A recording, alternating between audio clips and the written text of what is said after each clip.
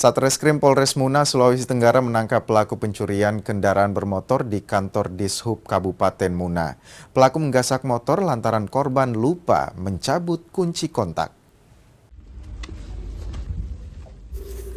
Pelaku pencurian motor di depan kantor Dishub Kabupaten Muna ini ditangkap di wilayah Kecamatan Katobu. Pelaku diketahui berinisial IF berusia 25 tahun. Dari hasil penyelidikan, pelaku nekat menggasak motor lantaran korban lupa mengambil kunci kontak motor. Pelaku pun leluasa membawa kabur motor tersebut. Usai mencuri, pelaku berusaha menghilangkan jejak dengan mempreteli bagian kendaraan dan mengubah identitasnya. Motor hasil curian tersebut kemudian digunakan untuk keperluan sehari-hari.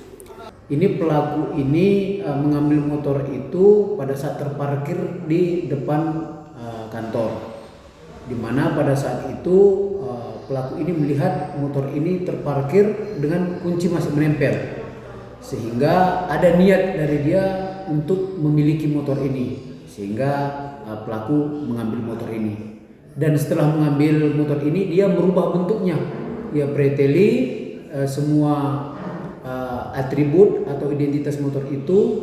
Kemudian dia juga sempat membawa motor ini ke Bau-Bau karena pelaku ini tinggal dengan orang tuanya di Bau-Bau. Selama 1 hari di Bau-Bau, dia bawa balik kembali kendaraan itu ke Muna untuk dipergunakan sendiri, tapi sudah merubah bentuknya. Pelaku IF kini ditahan di ruang tahanan Mapolres Muna. Pelaku diancam pasal pencurian dengan hukuman selama 5 tahun penjara. Devrian Noneke, Kompas TV Muna, Sulawesi Tenggara.